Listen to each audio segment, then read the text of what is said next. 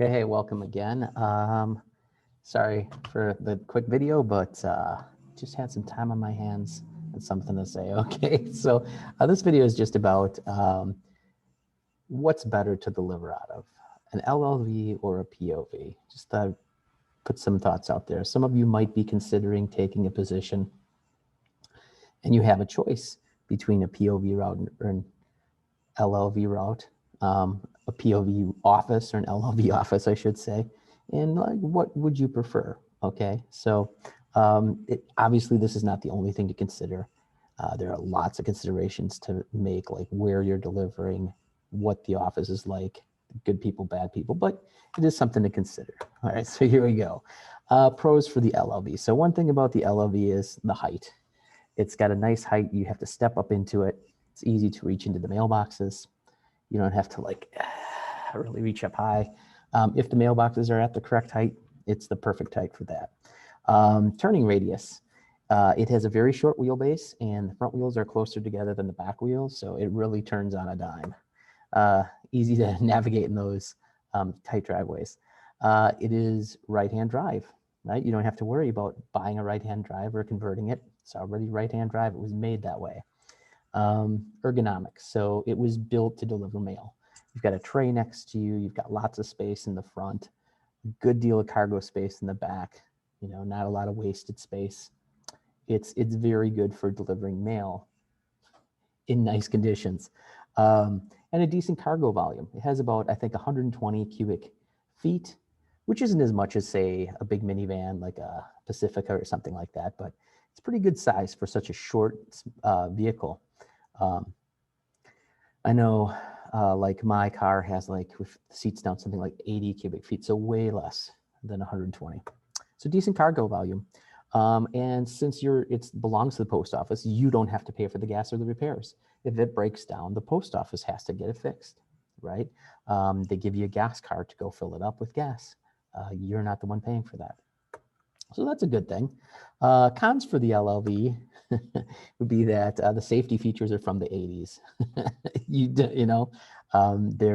are no airbags. The seatbelt is iffy. So yeah, it does not have anti-lock brakes. I know that's shocking. There is no backup camera, no sensors. Yeah, safety features from the 80s. Blind spots all over the place. It's a cargo vehicle, so there are no windows in the back. There's no window on the back door. You just have the driver's door, the other door, and the windshield, and that's it. So lots of blind spots. Even though you've got lots of mirrors, there are lots of blind spots. Limited access to cargo. So what I mean by that is you do have a nice big cargo door, right? And you can come get the cargo from the front, but you don't have, it's not like you have doors on the side like you would in a minivan or even a station wagon or something. You can't access, if that box is stuck in the middle, it's harder to get to. So I have limited access. Like when I do Amazon, if they give me a choice between a minivan or an LLV, I'll definitely take the minivan because it's got those nice big side doors I can get things out of too. I don't have to always go to the back or come in from the front. Okay, also no air conditioning and it has an iffy heater. So if you're working in a climate that's either very, very cold or very, very hot, these are not great to deliver out of. Poor cabin lighting for deliveries after dark. So if it's wintertime, like here in Wisconsin, it gets dark after about like 4:15, 4:20 this time of year. So if you're out till 5 o'clock, you're gonna be delivering in the dark and you can't see the letters. You got that dome light that you can turn on, but then it shines on the windshield and you can't see out the front. So you either have to bring your own light or do something to kind of filter that light on top, tape a piece of paper to it or something so that it's not shining all over the front windshield. The other thing is it's not yours. So if they want to give your LLV, your beautiful baby, to somebody else, they can do that. You get this piece of junk today. It's not yours. You're not supposed to leave anything in it. People do, but you're not supposed to. You're not really supposed to customize it or anything like that. So yeah, and it's also terrible in slippery conditions. They're rear-wheel drive. They do have posi traction, I guess, but they're rear-wheel drive, And coming to a stop with these things is ridiculous. Also, because the front wheels are closer together than the back wheels, you're constantly making two sets of tire tracks, one for the front and one for the back. So you're breaking through fresh snow with both sets of wheels. So yeah, they're terrible. I found when I'm driving one of those in the snow that I have to, like, if I'm pulling up to a mailbox and you try to stop in the snow, the rear wheels will keep, you step on the brake, but the rear wheels keep going. So it's like pushing you forward. You've got to like throw it into neutral or throw it into reverse to actually come to a stop. So yeah, not great in slippery conditions. Pros for the POV. So for the POV, modern safety equipment, most likely, unless you're delivering out of a Model T or something. Better heat and air, most likely, right? And you can choose a vehicle that's appropriate for your route. So if you live where there's, you know, lots of snow and they don't clear the roads, you can get something with big four-wheel drive. If you live in a sunny place and you have a small route, maybe you can take a Prius. You know, you can choose your vehicle based on your needs because you're buying it.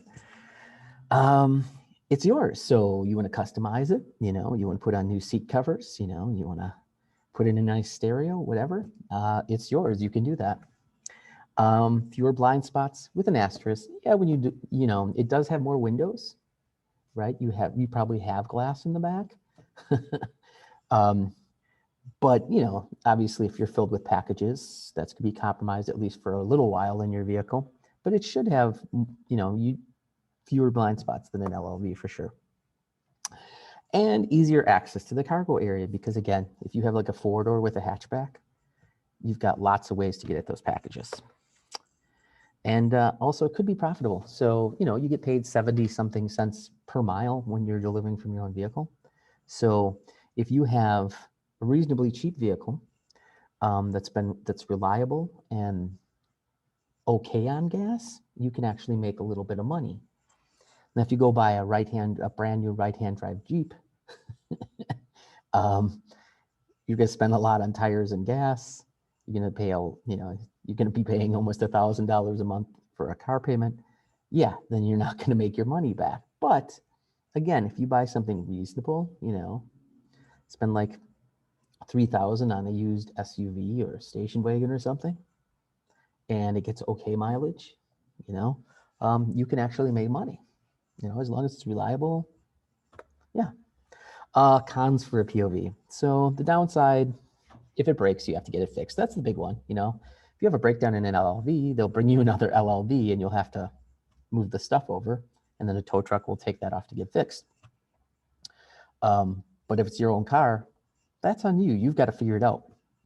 People in your office might help you. I'm not saying that, but it's your car. You're the one who has to pay for the repairs. You might have to replace the car you have. So, you know, you go through the interview process, you want to take this position, but your car might not be suitable for delivering the mail. You might need to do something like modify it, like put in pedals or something like that. Or you might need to buy a bigger car because yours isn't big enough to handle all the packages, whatever, but you might need to replace it. You have to pay for your gas. It's your car. You got to pay for the gas. Yes, you do get that 70-something cents a mile that you could use for your gas, but in the first place, it's coming out of your wallet, right? You're not given a gas card for your vehicle. And most likely the car you buy will not be designed to deliver mail. You're going to have to make some changes to make it work for that. And really that's about it. You know, I would say in general, I prefer a POV, but you know, I think that I can deliver faster in an LLV, but certainly in the wintertime, I wouldn't want to drive an LLV. If it's really hot out, I wouldn't want to be in an LLV, you know, so it's one of those things. If you live in San Diego and it's 72 degrees every day, LLV might be just fine. But for the rest of us, you know, hey, so it's your choice. But yeah, just go from there. I would also say too, it would say if you're okay at like doing some of your own work, like repairing brakes and things like that, changing a tire.